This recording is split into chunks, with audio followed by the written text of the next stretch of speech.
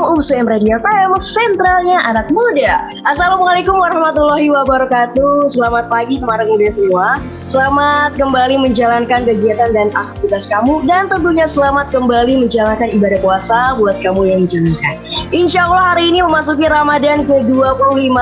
Ibadah puasa kita dapat berjalan dengan jauh lebih baik lagi. Amin. Dan teman muda, alhamdulillah ya atas segala nikmat dan juga rezeki yang Allah Subhanahu wa taala limpahkan kepada kita semua, sehingga saya Sania Arfisya bisa kembali menyapa kamu semua dalam acara Payung On Air bersama UMSU Radio FM. Dan tentunya ini merupakan talk show via video conference ya teman muda. Untuk hari ini, untuk edisi kita pada pagi hari ini, kita membahas tema bertajuk Islam Berkemajuan dengan narasumber yaitu Bapak Dr. Muhammad Qorib MA selaku Dekan Fakultas Agama Islam Universitas Muhammadiyah Sumatera Utara. Jadi buat kamu teman muda yang barangkali ingin bertanya seputar tema kita pada pagi hari ini, silakan pergunakan line teleponnya di 061661764. Kalau begitu teman muda, saat ini kita sudah tersambung ya dengan narasumber kita pada pagi hari ini. Langsung saja kita sapa. Assalamualaikum warahmatullahi wabarakatuh, Bapak. Waalaikumsalam, Sania, apa kabar? Alhamdulillah sehat. Bapak gimana kabarnya? Alhamdulillah, sampai puasa ke-25 ini Allah senantiasa memberikan kesehatan, keamanan, dan perlindungan yang maksimal. Semoga Sania dan seluruh keluarga, para sahabat andai taulan dan bangsa Indonesia juga tetap dilindungi oleh Allah Subhanahu wa taala. Amin ya rabbal alamin. Baik Ustaz, Pak Muhammad Qorib ya, atau biasa akrab disapa Mas Qorib gitu ya. Terkait tema kita pada pagi hari ini yaitu Islam Berkemajuan. Mungkin boleh langsung dijelaskan kepada teman muda semua yang saat ini tengah mendengarkan seperti apa tema kita pada pagi hari ini. Iya. Islam berkemajuan khususnya di Muhammadiyah merupakan sebuah terminologi yang sesungguhnya tidak baru. Berbagai macam pemikiran di Muhammadiyah bisa diistilahkan seperti sebuah kumparan. Ada satu titik yang melingkar terus menerus melintasi ruang dan waktu, melintasi zaman sampai pada saat sekarang ini. Makanya kemudian pada saat Kiai Dahlan mendirikan Muhammadiyah, Kiai Dahlan itu memiliki visi yang sangat besar, grand design yang sangat agung, sangat bagus, bahwa beliau memang ingin mengimplementasikan agama Islam dalam konteks kemodernan. Nah, kalau kita berbicara tentang Islam berkemajuan, maka ada dua terminologi yang perlu untuk kita pahami. Yang pertama adalah kata Islam dan yang kedua kata berkemajuan. Ada sebuah kritik yang menjelaskan bahwa Islam itu tidak dapat ditambah dengan kata-kata lain, misalnya seperti berkemajuan, transformatif, inklusif, dan seterusnya. Kenapa demikian? Karena Islam itu dari bahasa Arab, Islam ya Islam. Islam itu hanya satu, tak boleh ditambah dengan kata-kata yang lain. Tapi menurut hemat saya, Islam itu memang berasal dari bahasa Arab. Aslama yuslimu Islam, artinya tunduk patuh, kemudian berserah diri kepada Allah Subhanahu wa taala. Tapi kita juga mesti ingat bahwa kosakata di dalam bahasa Indonesia itu terdiri dari berbagai macam kata serapan. Ada bahasa Arab, ada bahasa Inggris, kemudian ada bahasa tradisional kita, yaitu bahasa Jawa kuno atau bahasa Kawi. Termasuk juga dengan kata Islam. Meskipun berasal dari bahasa Arab, tapi kemudian Islam itu sudah menjadi kosakata bahasa Indonesia. Tak ubahnya seperti masjid. Berasal dari bahasa Arab, tapi sudah menjadi kosakata bahasa Indonesia. Sebuah kata serapan sudah menjadi kosakata bahasa Indonesia secara formal, dapat dibuktikan dan ditemukan dalam Kamus Besar Bahasa Indonesia. Nah, oleh sebab itu kata Islam dalam konteks ini karena sudah menjadi salah satu kosakata di dalam bahasa Indonesia, maka bisa ditambah dengan imbuhan apapun. Misalnya Islam transformatif, kemudian Islam inklusif, Islam Nusantara, termasuk diantaranya Islam berkemajuan. Nah, kemudian berkemajuan itu terambil dari akar kata maju. Maju itu memiliki makna one or some steps ahead. Satu atau beberapa langkah, atau many steps ahead, atau banyak langkah di depan yang lain. Maka Islam berkemajuan sesungguhnya menggambarkan sebuah implementasi keislaman yang berbeda dengan implementasi atau budaya keislaman yang lain, yang maju, yang memiliki breakthrough, terobosan-terobosan yang berbeda dengan yang lain. Dan ini kalau dalam konteks Muhammadiyah merupakan bagian dari tajdid. Tajdid itu bisa diartikan dalam dua konteks.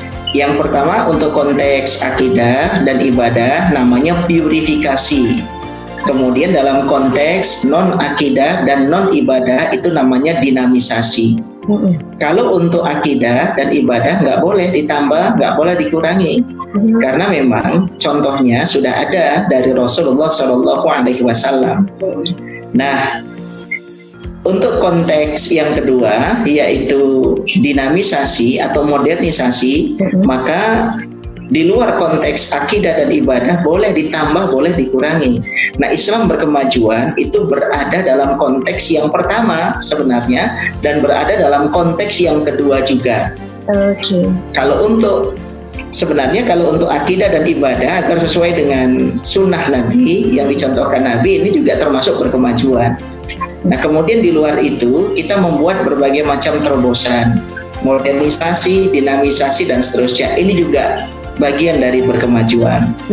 Nah, kalau kita lihat misalnya pada masa Kiai Dahlan itu sepulang menunaikan ibadah haji pada tahun 1889, beliau banyak melakukan breakthrough atau terobosan-terobosan yang dilakukan oleh Kiai Dahlan di lingkungan masyarakat sekitarnya. Misalnya, beliau membuat sebuah amal usaha.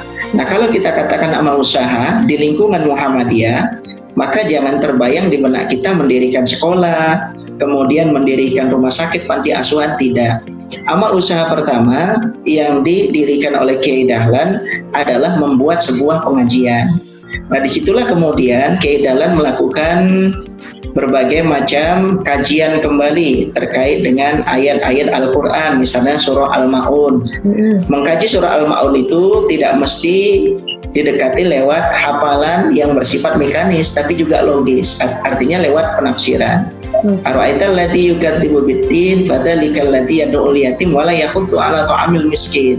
Orang-orang yang rajin sholat tapi kemudian mereka memiliki harta tapi tak mau infak dan sedekah, ini merupakan pendusta agama. Jadi kemudian bagi orang yang sholat kemudian dia mampu, dia harus terjun ke tengah-tengah masyarakat untuk menghilangkan rasa lapar, untuk menghilangkan rasa haus dan membantu kaum du'afa. Ini bagian dari kemajuan pada saat itu. Dan ingat, Kiai Dahlan tidak hanya bergerak secara individual, tapi kemudian ayat itu dilembagakan oleh Kiai Dahlan dengan mendirikan PKU atau penolong kesengsaraan umum yang ketika itu belum ada. Bukankah ini disebut dengan berkemajuan itu? Nah, kemudian Kiai Dahlan juga mendirikan sebuah sekolah. Nah, sekolah itu kemudian cikal bakal menjadi sekolah yang sangat modern pada saat ini. Sekolah yang dapat dikatakan sebagai garda terdepan bagi kaderisasi kader-kader Muhammadiyah, yaitu mu'allimin. Apa yang dilakukan oleh Kiai Dahlan? Kiai Dahlan itu mengadopsi sistem pendidikan barat, dalam konteks itu adalah Belanda. Beliau melakukan koedukasi, percampuran antara laki-laki dan perempuan dalam sebuah kelas. Kemudian di kelas itu ada meja guru, kemudian ada kursi, ada meja, merupakan sebuah kelas yang tidak dilaksanakan oleh masyarakat muslim pada umumnya, yang ketika itu belajar masih modelnya sehat. Ini yang disebut dengan breakthrough. Nah, kemudian Kiai Dahlan itu juga mendirikan klinik dalam pengertian yang masih sangat sederhana. Inilah model Islam berkemajuan. Nah, pada tahun 2015 Kiai Dahlan itu mendirikan Suara Muhammadiyah. Nah, ketika orang masih berpikir bagaimana makan, bagaimana minum, bagaimana memakai baju yang bagus, Muhammadiyah itu sudah mendirikan Suara Muhammadiyah agar masyarakat melek baca. Karena Kiai Dahlan melihat Iqra bismi rabbikal ladzi khalaq, baca dengan menyebut nama Tuhanmu yang telah menciptakanmu, itu mesti ada gerakan-gerakan implementatif di tengah-tengah masyarakat. Bagaimana agar perintah dari membaca itu direspon dengan berbagai macam gerakan literasi di tengah-tengah masyarakat. Nah, itulah sebabnya Suara Muhammadiyah merupakan salah satu majalah tertua. Nah, pada awal abad ke-20 tahun 1901, kemudian 1909, 1911-an dan seterusnya, itu Kiai Dahlan itu masih melihat bahwa perempuan itu selalu ditempatkan di wilayah domestik. Kasur, kemudian sumur, kemudian dapur. Nah, Kiai Dahlan melakukan breakthrough, melakukan langkah yang sangat maju ketika itu. Pada 1917 beliau mendirikan apa yang disebut dengan Aisyah, perkumpulan perempuan, dan ini merupakan sebuah langkah berkemajuan yang sangat luar biasa, Sania. Nah, itulah Islam berkemajuan. Nah, Islam berkemajuan pada konteks saat ini kan bisa kita lihat. Nah, kalau kita berbicara tentang Islam berkemajuan, maka banyak cirinya. Yang pertama adalah berdasarkan Al-Quran dan Sunnah. Nah, kalau berdasarkan Al-Quran dan Sunnah bukan berarti apa yang ada di Quran dan Sunnah itu kita telan secara mentah, tidak. Makanya di dalam Muhammadiyah ada 3 pendekatan untuk mengkaji Quran dan Sunnah atau untuk mengkaji keilmuan. Yang pertama adalah pendekatan bayani. Bayana itu berdasarkan teks dalam Al-Quran maupun hadis, pendapat para sahabat, kemudian pendapat para kitab-kitab tafsir, qiyas, dan lain sebagainya. Itu pendekatan bayani. Banyak kitab-kitab dalam Muhammadiyah yang dirumuskan secara resmi mempergunakan pendekatan bayani. Misalnya Himpunan Putusan Tarjih jilid 1, kemudian jilid 3. Ini merupakan pendekatan bayani. Kemudian Pedoman Hidup Islami Warga Muhammadiyah itu merupakan pendekatan bayani. Termasuk surat edaran pimpinan pusat Muhammadiyah pada saat ini agar kita beribadah di rumah, bukan meninggalkan ibadah, tapi beribadah di rumah. Salah kalau kita mengatakan meninggalkan ibadah. Ibadah nggak pernah ditinggalkan, tapi dialihkan dari beribadah di masjid yang mengumpulkan orang banyak menjadi ibadah domestik yang dilakukan di rumah. Nah, itu menggunakan pendekatan bayani. Yang kedua pendekatan burhani, filsafat, analisis sosial, politik, dan seterusnya. Mas Pori punya banyak buku terkait dengan pendekatan burhani itu. Dan yang ketiga adalah pendekatan irfani, yaitu pendekatan dengan mempergunakan tasawuf dan seterusnya. Nah, inilah yang disebut dengan Islam berkemajuan. Yang ciri pertamanya adalah berdasarkan Al-Quran dan Sunnah. Nah, kemudian ciri Islam berkemajuan selanjutnya adalah tauhid murni. Tauhid kita nggak boleh bercampur dengan apapun. Wa idza sa'alaka ibadi anni fa inni qarib. Nah, ketika kita ingin mencoba untuk berdoa kepada Allah, maka nggak boleh lewat orang, tapi lewat diri kita secara langsung. Apabila hambaku bertanya kepadamu, wahai Muhammad, tentang aku, katakan aku ini dekat. Aku akan menjawab doa-doa dari mereka dengan catatan mereka itu meninggalkan laranganku, kemudian mengerjakan berbagai macam perintahku. Nah, itu yang disebut dengan kita berdoa secara langsung. Makanya hierarki religius dalam Islam ini tidak ada. Kalau kita berdoa lewat pemuka agama, nggak boleh. Kita harus langsung. Itu tauhid murni. Makanya dalam Al-Quran ada surah Al-Ikhlas, Qul huwallahu ahad, Allahus samad, lam yalid walam yulad walam yakul lahu kufuwan ahad. Jadi ikhlas yang dipahami oleh masyarakat secara umum dengan ikhlas dalam ayat itu beda. Kalau ayat itu menjelaskan ikhlas itu adalah murni, tidak bercampur. Kalau Sania selalu minum air putih, ikhlas itu ya putih, tidak bercampur kayak air yang bening itu.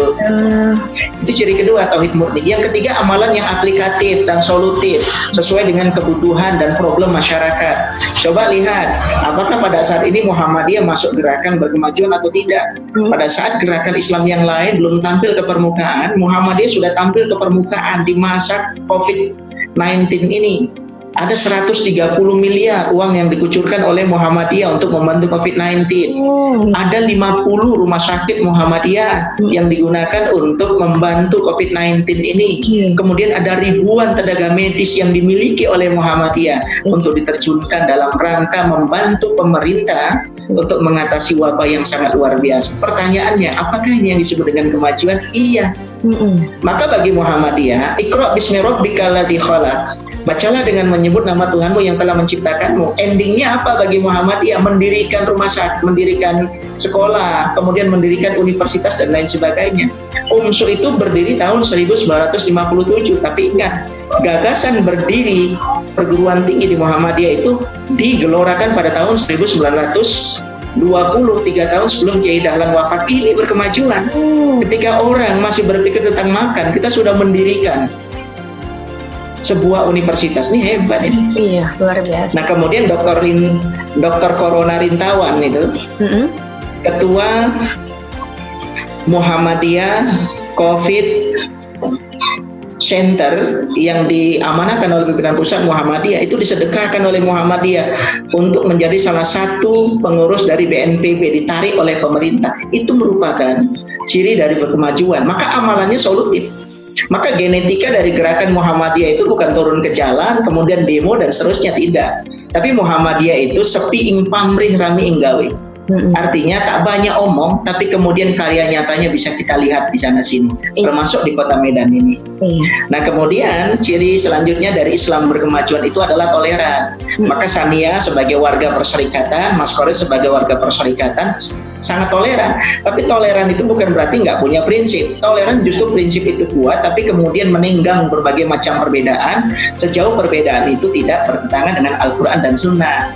Misalnya kita di kota Medan bisa hidup berdampingan dengan masyarakat yang berbeda agama. Nah, kemudian kita bisa bekerja sama dengan mereka untuk hal-hal yang positif, itu dipersilakan. Nah, itu namanya adalah perdamaian positif. Ada juga perdamaian negatif.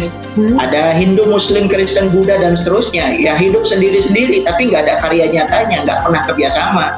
Nah, itu perdamaian negatif. Perdamaian negatif tidak bagus, nggak ada manfaatnya di situ. Yang perlu adalah perdamaian positif. Nah, itu toleran. Kiai Dahlan adalah orang yang toleran, maka menjadi warga Muhammadiyah adalah menjadi warga yang sangat toleran, tapi memiliki prinsip yang sangat kuat. Nah, kemudian moderat itu wasatiyah, pertengahan, nggak berlebihan. Sania siaran itu kan nggak sehari penuh, paling juga beberapa sesi. Kita dalam 12 bulan, dalam setahun itu puasa hanya sebulan, nggak 12 bulan, itu namanya wasatiyah. Sania kalau sholat berdiri nggak bisa duduk, kalau duduk nggak bisa berbaring, itu namanya wasatiyah. Kalau seandainya kita nggak sanggup untuk berpuasa, silakan berbuka, ganti dengan fidyah atau ganti pada hari yang lain, itu namanya wasatiyah.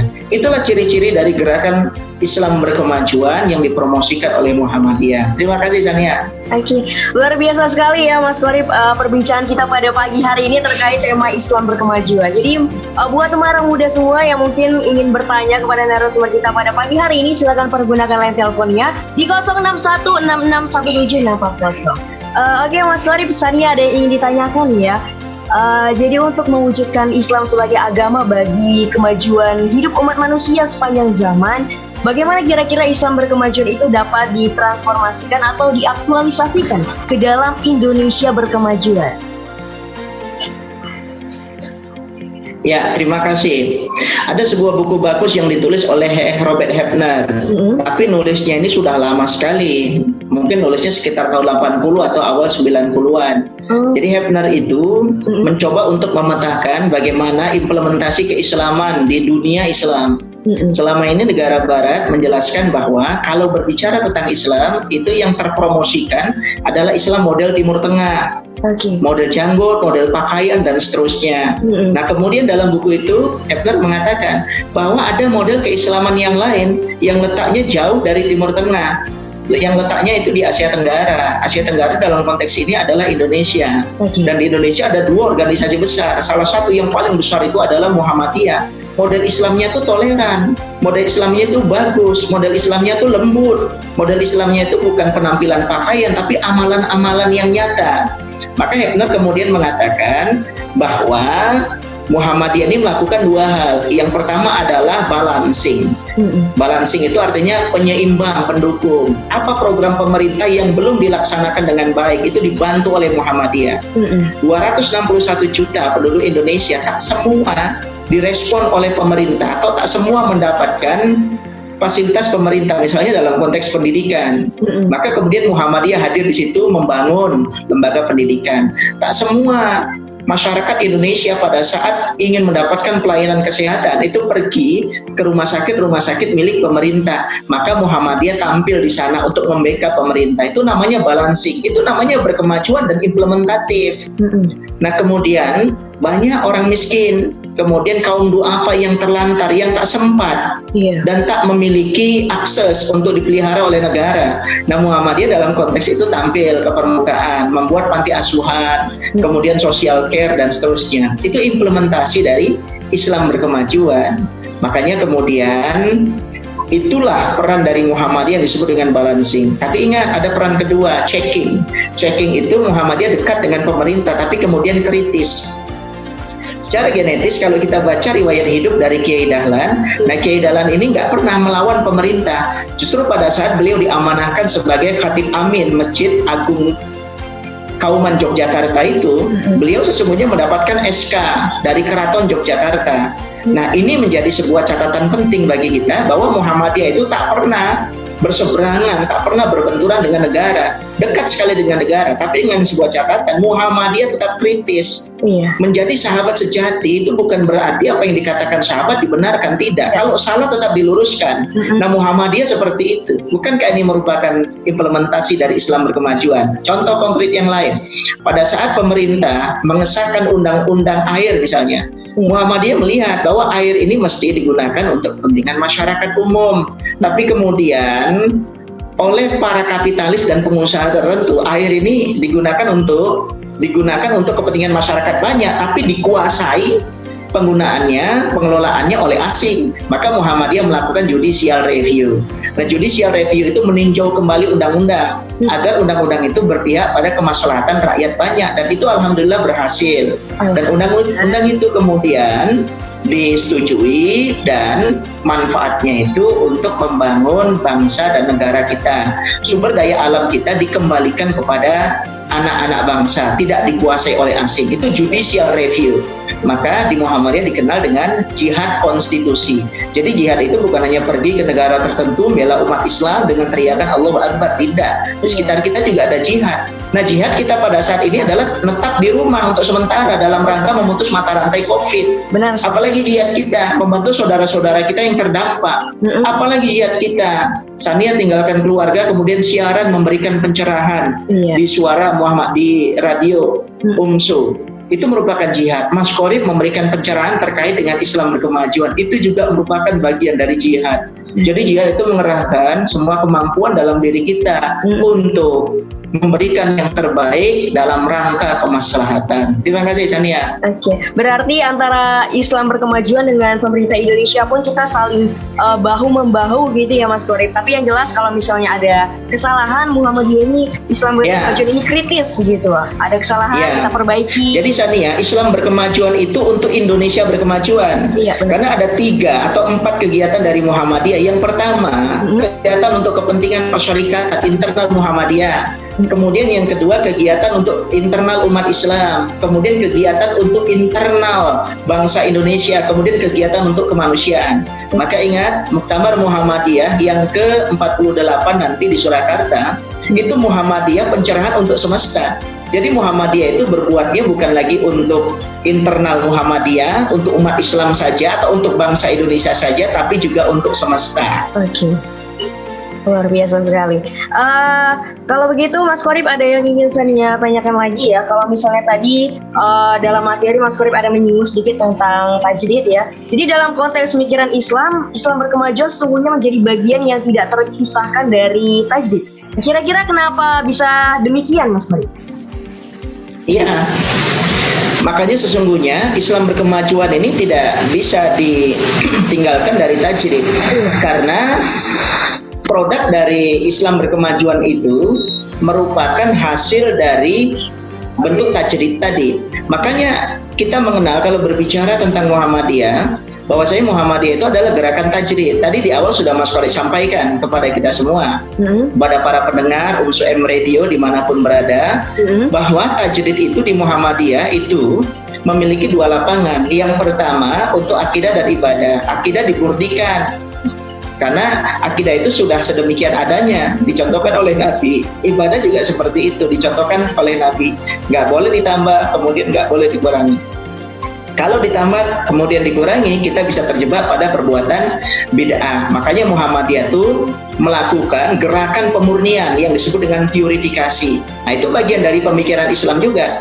Nah, kemudian selain ada hal-hal tertentu yang harus ditambah, harus dikurangi dan lain sebagainya, itu selain dari akidah dan ibadah. Nah, itu yang disebut dengan modernisasi. Nah, purifikasi dan modernisasi itulah yang disebut dengan tajdid. Maka Muhammadiyah juga berdiri itu kan karena memang pergulatan pemikiran Islam yang dimiliki oleh Muhammadiyah. Ingat, Kiai Dahlan itu pernah 2 kali berangkat ke Mekah. Berangkat haji ke Mekah yang pertama tahun 1889, itu Kiai Dahlan di sana tidak langsung menunaikan ibadah haji, tapi Kiai Dahlan berinteraksi secara intelektual. Disinilah kemudian membentuk transformasi pemikiran akademik dari Kiai Dahlan. Misalnya Kiai Dahlan berguru kepada ulama-ulama Indonesia yang menetap di Mekah dan di sana menjadi guru. Yang pertama adalah Kiai Mahfud Termas. Nah, kemudian Nahrawi Banyumas, kemudian ada Kiai Nawawi Al-Bantani. Nah, Kiai Dahlan menjadi seorang muslim yang taat, tapi kemudian kembali ke tanah air, beliau tetap menjadi seorang Indonesia yang sangat luar biasa. Cinta tanah air Kiai Dahlan itu. Nah, kemudian melakukan pembaruan, dan pada tahun 1903 Kiai Dahlan menunaikan ibadah haji yang kedua. Di dalam diri Kiai Dahlan itu sudah kuat pemikiran keislaman, sampai di sana bersentuhan dengan pemikiran pembaruan. Misalnya seperti Muhammad bin Abdul Wahab, Jamaluddin Al-Afghani, kemudian Muhammad Abdul Rashid Ridho. Dari mereka inilah Kiai Dahlan kemudian kembali semakin mengokohkan gerakan pembaruannya. Maka kemudian Islam berkemajuan, untuk Indonesia berkemajuan, berada dalam bingkai besar tajdid itu. Makasih. Oke, luar biasa sekali perbincangan kita pada pagi hari ini terkait tema Islam berkemajuan. Namun sayang sekali, Mas Qorib, waktu kita tidak cukup banyak lagi, jadi mungkin boleh langsung diberikan kesimpulan ataupun closing statement terkait tema kita pada pagi hari ini. Ya, Islam berkemajuan merupakan sebuah terminologi yang tepat.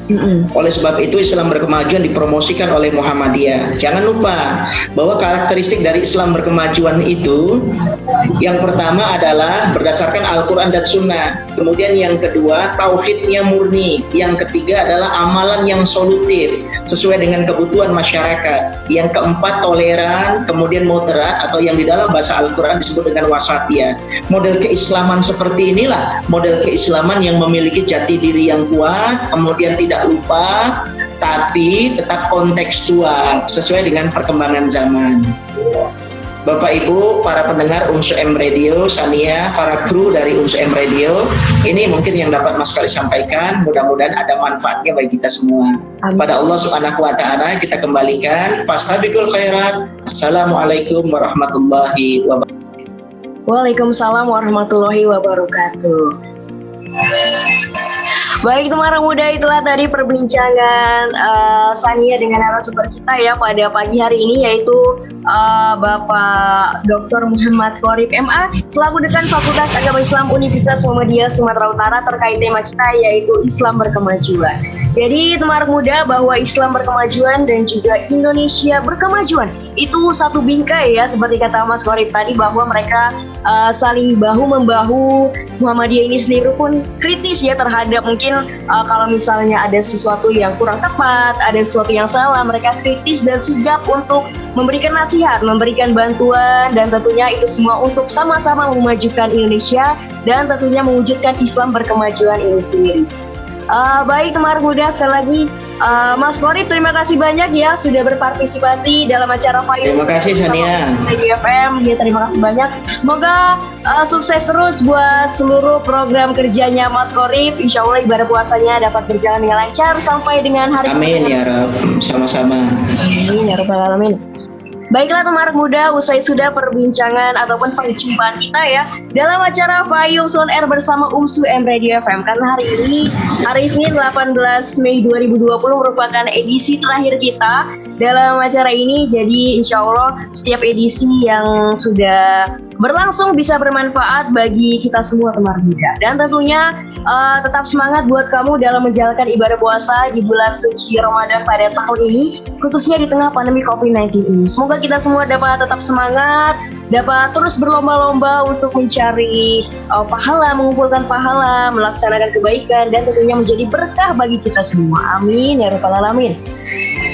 Baiklah teman muda, kalau begitu sekali lagi insya Allah hari ini menjadi bermanfaat bagi kita semua, bisa semakin menambah wawasan dan pengetahuan kita khususnya mengenai Islam berkemajuan. Kalau begitu teman muda, Sania pamit. Wassalamualaikum warahmatullahi wabarakatuh.